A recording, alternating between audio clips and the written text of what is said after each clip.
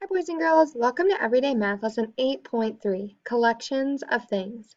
The materials that you'll need today, pencil, math journal, and template. Let's get started. The first thing that we're going to do is go over our math boxes from the previous lesson. So if you can open up your math journal to page 190.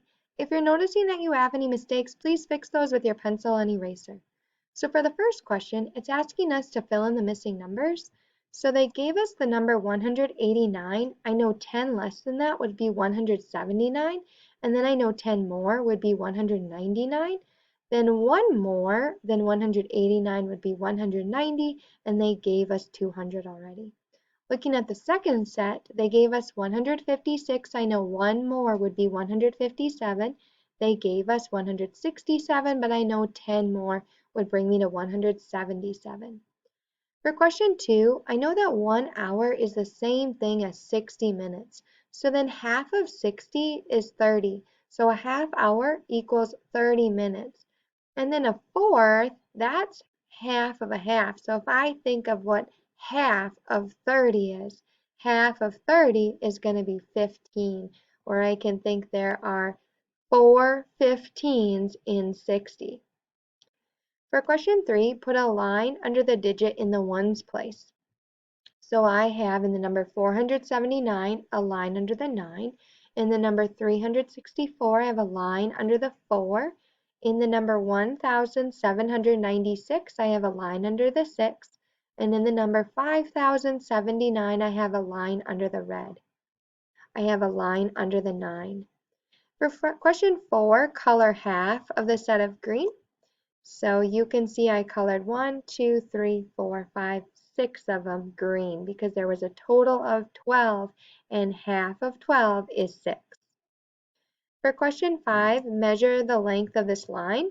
So it is about 5 centimeters and then about 2 inches. And if you had something different, if you can double check your measurement with your template or a ruler. For question 6, one of these squares equals 1 square centimeter, so my area is 4 square centimeters. I have 4 squares. So double check to make sure you have this page correct before moving on to the next page in today's lesson. So the next page we're going to talk about is page 191, and we do have quite a few math journal pages that we're going to work through today. So let's get started. On page 191, we're going to use the pennies that they gave us to solve the problems. So circle each person's share. 2 people share 10 pennies. How many pennies does each person get? So if you can write down how many they get, and so half of 10 equals how many pennies? Why don't you solve problem number 1, press pause, and then press play when you're ready to check just problem number 1. All right, let's talk about just problem number 1. So I have the 2 people that share the 10 pennies. So you can see how I divided them into 2 equal groups. And I know that each person then is going to get 5 pennies. So half of 10 equals 5 pennies. So now let's take a look at problems 2 and 3. You're going to do something very similar. So for problem 2, this time we have 3 people that are sharing 9 pennies. How many pennies does each person get? So if you can make your circles to divide your 9 pennies into 3 equal groups, and then tell me, well, how much would it be if they had 1/3? And how much would it be if there were 2/3 of the 9 pennies? For question 3, you're going to do a very similar thing, but this time you're going to have 4 people sharing 12 pennies. How many do they get? How much would 1/4 of the 12 be? And then how much would 3/4 of 12 be? Press pause and play when you're ready to check problems 2 and 3. All right, so for problem number 2, I split my 9 pennies into 3 equal groups. So you can see that each person gets 3 pennies. Now 1/3, one of those 3 groups would equal 3 pennies. But then 2/3, 2 of the groups, so I'm adding 3 plus 3 more would be 6 pennies. Then for question 3, 4 people share 12 pennies. So you'll see how I divided the 12 pennies into 4 equal groups. And each person, again, is going to get 3 pennies. Now, one of the 4 groups equals a total of 3 pennies. Now, how many pennies do I have left in the remaining 3 groups? I can add 3 plus 3 plus 3. So I have a total of 9 pennies. We'll work more on problems like this in future lessons. We are going to continue working on fractions though on page 192. So for this page, if you have a red crayon or marker, you could use that. Otherwise, you could just shade in with your pencil the amount that needs to be read. So for question number 1, you're going to shade 1/5. For question 2, shade 2/3, 3/4, 4/6, half of them for number 5, and then 0/7 for number 6. So could you press pause and solve questions 1 through 6, and then press play when you're ready to check? All right, let's talk about the top part of this page. So when I shaded that first one, I had 1/5 that are red. In number 2, I had 2/3 that are red. Number 3, I had 3/4. Number 4, I had 4 out of 6. Then for number 5, when I had half of them, so we had a total of 12. So I needed to color in 6 of them because 6 is half of 12. And then for number 6, 0/7, so I didn't shade in any of them for number 6. Now let's look at the bottom half to try this. This time they want you to do 1/3 of the total. Now when you're thinking about that, think if you can split these pennies into 3 equal groups and color in one whole group. And then for number 8, you're doing 1/4. For number 9, we're still splitting them to thirds, but you're going to color in 2/3. And then for number 10, we're still splitting them into fourths, but you're going to color in 3/4. So why don't you try this bottom section, press pause, and then press play when you're ready to check. All right, let's see how you did. So for this first one, you can see I divided it into 3 equal groups and I colored in 1/3 of the group. So I colored in 3 of them. I kept my thirds again, but then this time I needed to color in 2/3. So I colored in 6 total.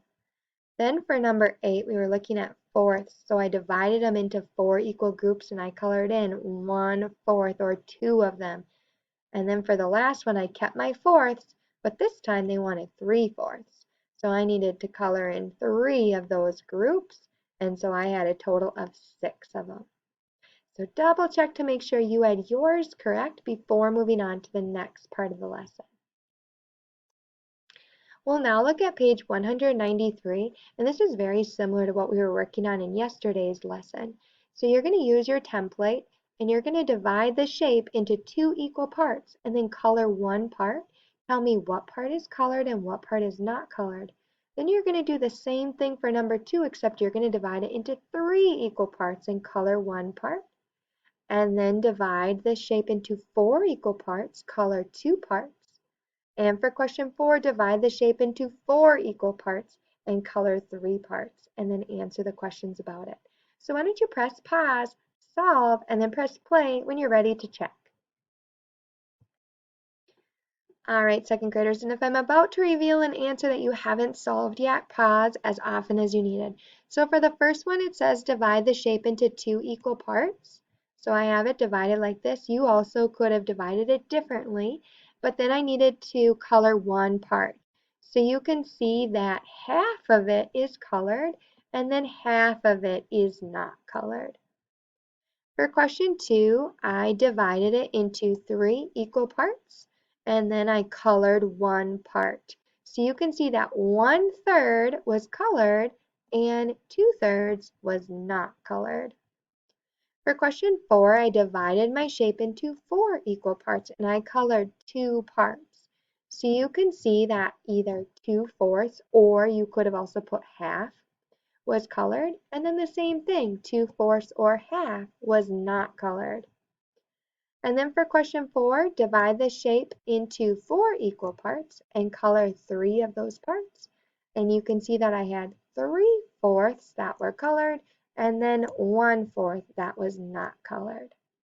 We will continue to work more on fractions in future lessons, but the last thing that we'll talk about today are our math boxes. So if you can open up to page 194, I'll talk about the directions. Once we're all done, if you can take a picture and add that picture to Seesaw for your classroom teacher, we will go over this page in our next video. So for question 1, color 1/4 blue, 1/4 yellow, and then color half of it red.